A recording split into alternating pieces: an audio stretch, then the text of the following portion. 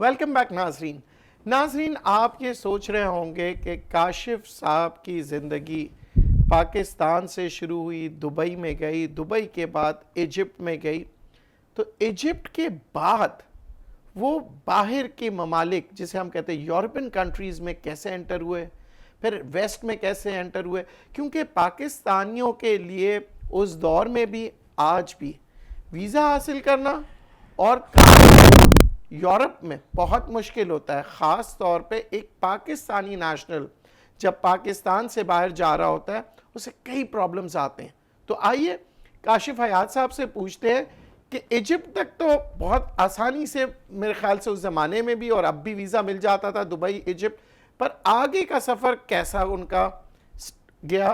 آئیے ملاقات کرتے ہیں پھر سے کاشف حیات صاحب سے. جی کاشف بھائی. ایجپٹ تک کا تو سفر ہو گیا. ایجپٹ کا پہلا چیلنج یہ تھا کہ بزنس گرو کرنا تھا، تو الحمدللہ ایفرٹس کر کے وہ بزنس جو ہے پہلے سال میں $2 ملین کا بزنس ہو گیا. کمپنی کے اندر بڑی واہ واہ ہو گئی کہ how could you do it. Just basics کو فالو کرتے ہوئے، انسٹرکشنز کو فالو کرتے اپنی طرف سے کوشش کی. اللہ کا شکر ہے وہ بزنس چل گیا. جو کمپنی لاس پہ تھی اسے $2 ملین کا آپ نے فائدہ دلایا. جی الحمدللہ. اس کی وجہ سے پھر یہ ہوا کہ انہوں نے مجھے دوسری مارکیٹس بھی دینا شروع کر دی ریجن میں، تو میں آہستہ آہستہ پورے مڈل ایسٹ کو لک آفٹر کرنے لگا اور افریقن کنٹریز بھی مجھے ملنا شروع ہو گئیں. یہ وقت میرا شاید 1.5 سے 2 سال کا گزرا ہوگا کہ انہوں نے مجھ سے کہا کہ ہم چاہتے ہیں کہ اب تم جاپان ہیڈ آفس میں چلے جاؤ.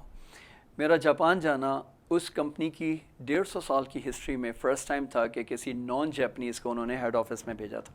And I was the first one, اور وہ بھی پاکستانی. تو یہ ایک بڑی بات تھی اس کمپنی میں بھی اور دوسروں کے لیے بھی. یہ اسی وقت ہوا اور اس کے بعد کبھی نہیں ہوا. جس وقت میں جاپان جا رہا تھا اس سے پہلے میں دبئی میں نیوزی لینڈ کی امیگریشن اپلائی کر چکا تھا. تو جب میں دبئی پہنچا تو میں نے سوچا کہ امیگریشن بھی اپلائی کر دی جائے.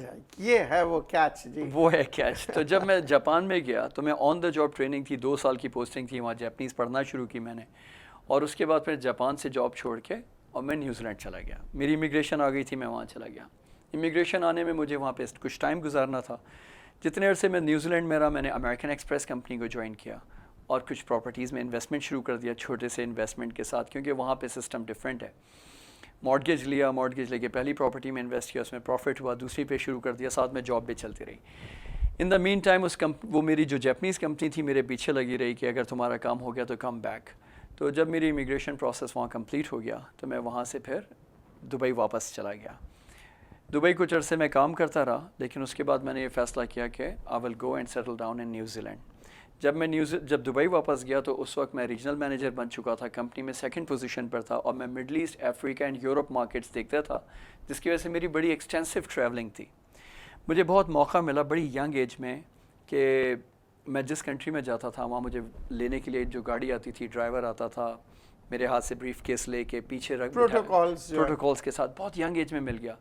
میری کوشش یہ ہوتی تھی کہ کبھی بھی تکبر نہ پیدا ہو. بزنس کلاس میں ٹریول کرتا تھا، ایمریٹس ایئر لائنز میں ہمیشہ ٹریول کیا، گولڈ کارڈ ممبر رہا میں 7-8 ایئرز. تو اس میں ظاہر ہے بزنس میں ٹریولنگ کرنا، لگژریز ملنا، تو اس وقت اپنے آپ کو کنٹرول میں رکھنا بڑا مشکل کام ہوتا ہے. ساتھ ساتھ میں جب دبئی میں تھا تو میں ماڈلنگ بھی شروع کر دی تھی میں نے وہاں جا کر بھی. تو دبئی کے کچھ میگزینس کے کور پیج پہ آیا کیٹ واکس کی. نیوزی لینڈ میں گیا وہاں پہ بھی سٹارٹ کی، تھوڑی عرصے ماڈلنگ وہاں پہ بھی کی. تو ملٹیپل کنٹریز میں ماڈلنگ، ساتھ میں اتنا زیادہ آپ کو ویلکم سب کا ملنا، اور پھر لگژری لائف، پیسہ اچھا خاصا ارن کر رہا تھا الحمدللہ. ایونچولی میں نے فیصلہ کیا کہ دبئی سے پھر کوئٹ کروں، اور کوئٹ کر کے میں پھر نیوزی لینڈ واپس چلا جاؤں اور اب جا کے میں اپنا بزنس اسٹیبلش کروں. جب میں دبئی میں تھا اس وقت بھی میں نے کچھ بزنس اسٹیبلش کیا تھا اور وہ بزنس اچھا خاصا چلنا شروع ہو گیا تھا. تو امپلائمنٹ میں نے کافی جنریٹ کر دی تھی apart from the job what I was doing. تو میں نے سائڈ پہ ایک بزنس اسٹارٹ کیا، کچھ لوگوں کو پاکستان سے امپورٹ کر کے امپلائمنٹ بھی دی، اور وہ چلنے لگا الحمدللہ until the economical crunch came in 2008-2009 میں. جی ورلڈ وائڈ ریسیشن تھا. اس میں بزنس کو کلوز آف کرنا پڑا. بزنس کلوز ڈاؤن کرنے کے بعد پھر ہم نے یہ فیصلہ کیا کہ پاکستان میں کچھ بزنس اسٹارٹ کریں گے. Then I with my family we started in Pakistan. عام طور پہ یہ ہوتا ہے نا جی، پیسے جب بندہ باہر سے کما لیتا ہے تو پھر بیک ٹو دا کنٹری ہوتا ہے. جی. تو آپ نے 2008 کے بعد پاکستان آ گئے، پھر دوبارہ نہیں گئے باہر؟ نہیں، میں پاکستان نہیں آیا. اچھا پاکستان نہیں آیا؟ نہیں، میں میری وہیں جاب تھی، میں وہیں کام کرتا رہا، لیکن میں نے پاکستان میں انویسٹمنٹس کرنا شروع کر دی. اچھا. میں نے پاکستان میں پراپرٹی میں انویسٹ کرنا شروع کر دیا، جو پیسہ ارن تو کرتا کیا تھا۔ آپ کی سوچ تھی کہ ساری دنیا میں ریسیشن آ رہا ہے اور اس وقت آپ نے پاکستان میں انویسٹمنٹ کرنا شروع کیا؟ دیکھیں مدر لینڈ آپ کی مدر لینڈ ہے، no matter wherever I live, میرے ذہن میں ہمیشہ یہ بات تھی کہ آج نہیں تو کل مجھے پاکستان کے لیے ہی کچھ کرنا اور پاکستان جانا، یہ میرے اندر تھا، پیٹریٹزم بہت زیادہ تھا۔ میں جب نیوزی لینڈ بھی چلا گیا، وہاں بھی میں نے پراپرٹیز میں انویسٹ کیا، ریئل اسٹیٹ کا کام کیا، لیکن پاکستان میں اپنے بزنس سے کبھی الگ نہیں ہوا، میرا کافی فریکوینٹ وزٹ رہتا تھا پاکستان۔ پھر میں دبئی چھوڑ کے نیوزی لینڈ چلا گیا، وہاں کافی عرصے رہا۔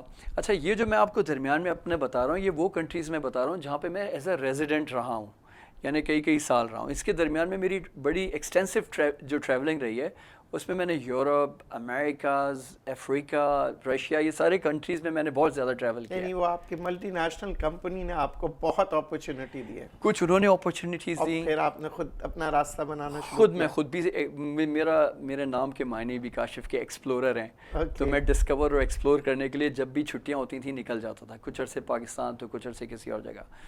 تو اس لیے مجھے موقع ملتا تھا کہ ڈفرینٹ کلچرز کو اسٹڈی کیا جائے، دیکھا جائے کہ جاپان میں لوگ آج اتنے آگے ہیں تو کیوں ہیں، انہوں نے ایسا کیا کیا؟ اگر نیوزی لینڈ اتنا پیسفل اور اتنا کلین گرین کنٹری ہے تو کیوں ہیں، انہوں نے ایسا کیا کیا؟ دبئی کو میں نے اپنے سامنے گرو ہوتے دیکھا، سارا پورا ڈیولپ ہوتے دیکھا وہاں پہ، اس کے اندر کیا کیا تبدیلیاں آئیں۔ ایک وہ وقت تھا کہ میری اپارٹمنٹ کی ونڈو سے مجھے شیخ زید روڈ پہ دبئی ٹریڈ سینٹر نظر آتا تھا۔ پھر ایک وقت میں نے وہ دیکھا کہ جی فل شیخ زید روڈ جو ہے وہ فل آف بلڈنگز ہو گیا۔ تو یہ سارے ٹائم اپنی نظروں کے سامنے دیکھیں، اس سے آپ کو بڑی لرننگ ملتی ہے۔ یہ سب کچھ لینے کے بعد on the back of my mind ہمیشہ یہی تھا کہ یہ سب تو ٹھیک ہے، لیکن پاکستان کیوں نہیں اوپر آ رہا؟ پاکستان کیوں اتنا پیچھے سے پیچھے جاتا جا رہا ہے؟ جب بھی میں واپس آتا تھا مجھے دکھ ہوتا تھا یہ دیکھ کے۔ تو یہ میرے اندر ہمیشہ موجود تھا کہ جب بھی اللہ تعالیٰ نے مجھے موقع دیا میں پاکستان جاؤں گا اور یہ کام کروں گا۔ اچھا خاصا یہ سارا سلسلہ چلتا رہا، میں نیوزی لینڈ میں سیٹل تھا، میں امپورٹ کا بھی بزنس تھا، گاڑیوں کا ایک شو روم تھا میرا، ایک پینل بیٹنگ شاپ تھی میری وہاں پر، پلس ریئل اسٹیٹ کا کام تھا۔ میں نے یہ آہستہ آہستہ پلان کرنا شروع کر دیا تھا کہ میں اپنی فیملی کو لے کے پاکستان آ جاؤں گا۔ میری فیملی پاکستان سے آپ نے فیملی کی بات کی، تو کیا آپ نے نیوزی لینڈ میں شادی کی؟ میری شادی تو بیسکلی پاکستان میں ہوئی تھی، لیکن میری وائف پاکستانی نہیں ہے، اوکے وہ جو ہے ان کا تعلق رشیا سے، اوکے اور ان کی اور میری ملاقات دبئی میں ہوئی تھی۔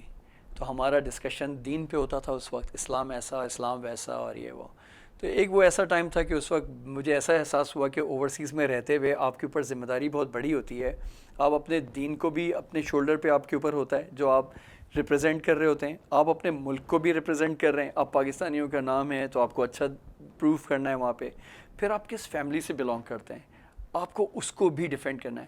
تو اگر آپ کہیں پہ بھی تھوڑا بھی چوکتے ہیں تو لوگ انگلی اٹھاتے ہیں، دیکھو یہ پاکستانی تھا، دیکھو یہ مسلمان تھا، سو یہ ساری چیزیں دیکھتے ہوئے ہمارا ڈسکشن ہوتا تھا، ہوتے ہوتے میں نے احساس کیا کہ ان کے اندر اسلام کی محبت بڑھنا شروع ہو رہی ہے۔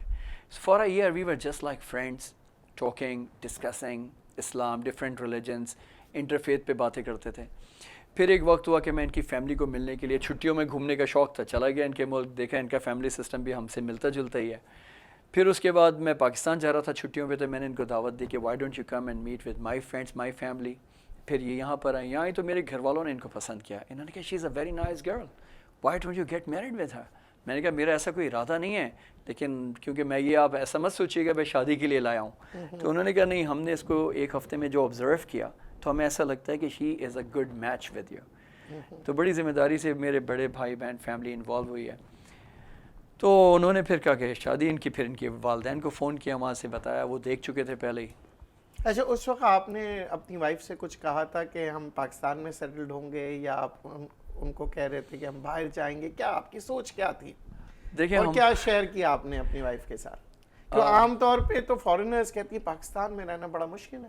یہ بالکل حقیقت ہے، اور شادی سے پہلے کبھی بھی ہمارا اس طرح کا ڈسکشن یا کوئی کمٹمنٹ نہیں ہوا کہ پاکستان سے باہر ہمیشہ رہیں گے یا پاکستان میں رہیں گے۔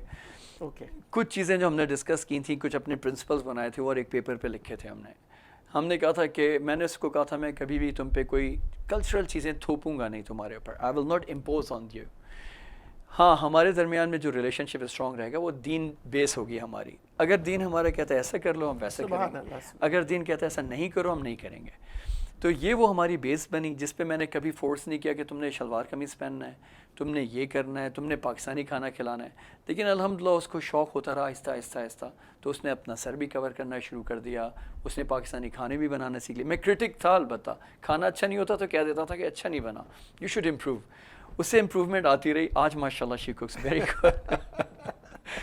تو یہ ہوا. تو الحمدللہ it's a good family life. اور اچھا، آپ پھر وہاں سے آپ نے یورپ کے اور کون سے ملکوں میں آپ نے میں نے ٹریول کیا؟ کیا، بزنس کیا میں نے. جرمنی، انگلینڈ، سوئٹزرلینڈ، اس کے علاوہ ٹرکی. یہ سارے کنٹریز وہ تھے جن میں ٹریول بھی کرتا تھا، بزنس کی خاطر گھومنا پھرنا، ان کو آبزرو بھی کرتا تھا، ان لوگوں سے مکس اپ ہوتا تھا وہاں کے لوکلز کے ساتھ. اور ان اچھا، کے یورپ سے لوگوں کو عام طور پہ شوق ہوتا ہے آسٹریلیا یا امریکہ، تو آپ نے کس چیز کا کوئی آپشن دیا؟ مجھے basically maybe I am more close to nature. مجھے جب میں خود کرکٹ بھی کھیلتا رہا ہوں، تو میں جب نیوزی لینڈ کے بارے میں سوچتا تھا تو کہتا تھا یہ بڑے لوگ بھی اچھے لگتے ہیں مجھے، کلوز ٹو نیچر بھی ہے. تو میں نے نیوزی لینڈ کا سلیکشن اس لیے کیا تھا. اوکے. پھر میں نیوزی لینڈ چلا گیا. وہاں جا کے میں نے انجوائے کیا، نیچرل لائف انجوائے کی، کرکٹ کھیلا. وہاں پہ چھوٹی کمیونٹی ہے، 4.5 million is the total population. اس کے اندر لوگ ایز اے کمیونٹی رہتے ہیں. ابھی جو ریسنٹ ایک واقعہ ہوا تھا، ایک کافی سیڈ واقعہ مسجد کے اندر، آپ نے دیکھ لیا کس طرح سے رسپونڈ کیا کمیونٹی نے. People are honest, very nice people. تو اچھا کلچر ہے، اچھی سوسائٹی ہے. So that's why made my decision. Sir, یہ اتنی کامیابی حاصل کی، ایک رشین لڑکی سے شادی کر لی، ہر چیز تو اللہ نے آپ کو دے دیا، پھر آپ پاکستان میں ریورس بیک کیسے آئے؟ دیکھیے، پاکستان کا مجھے ایسا لگتا ہے کہ ہم پر بہت زیادہ احسان ہے. میں نے بہت سارے ملکوں میں ایسا دیکھا، کیونکہ ہم لوگ. سر ایک بات آپ کی بات کاٹتے ہوئے، بالکل صحیح ہے، باہر ممالک کے لوگ پاکستان سے زیادہ محبت کرتے ہیں، میں نے یہ دیکھا ہے، ہم سے زیادہ، کیونکہ ان کی ایک تڑپ ہوتی ہے پاکستان میں آنی. پر ایک فیئر جو ہوتا ہے نا کہ پتہ نہیں پاکستان میں آج کل حالات کیسے ہیں، کس طرح سے ہم رہیں گے، تو وہ فیئر آپ کو نہیں آیا؟ دیکھیے، زندگی میں کامیابی کا جو سب سے بڑا ایک راز ہے وہ ہے you have to overcome your fear. ہمیشہ ایک فیئر رہتا ہے، and the fear of unseen رہتا ہے. You can do your research. میں نے بھی بڑی ریسرچ کی، آنے سے پہلے بھی سوچتا تھا. مجھے ہر بندے نے نیگیٹو بولا، ہر بندے نے نیگیٹیوٹی کی باتیں کی، سوائے ایک دو لوگوں کے.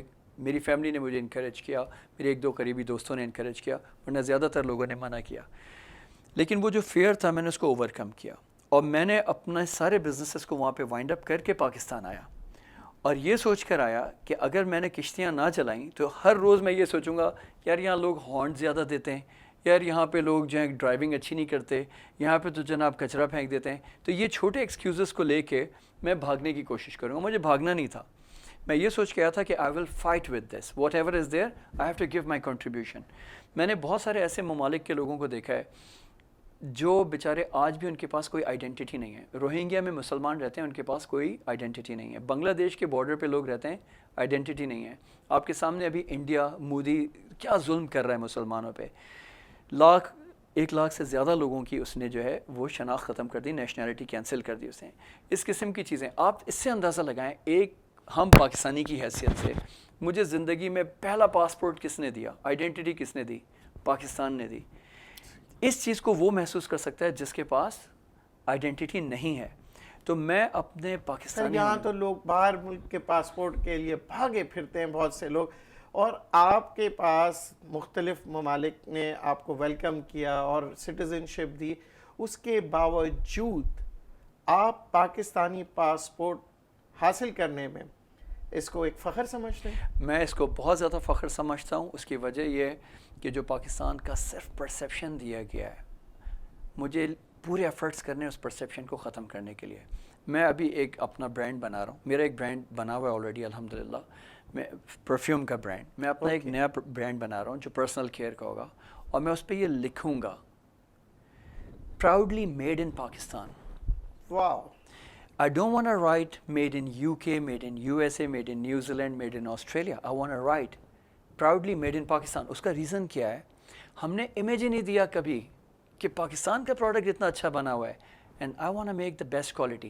میں نے جو کوالٹی ابھی بنائی ہے, جو فریگرنس میں نے خود اپنی ڈیولپ کی ہے, اس کا نام ہل سٹی برانڈ ہے میرا, جو نیوزی لینڈ کا برانڈ ہے بیسکلی.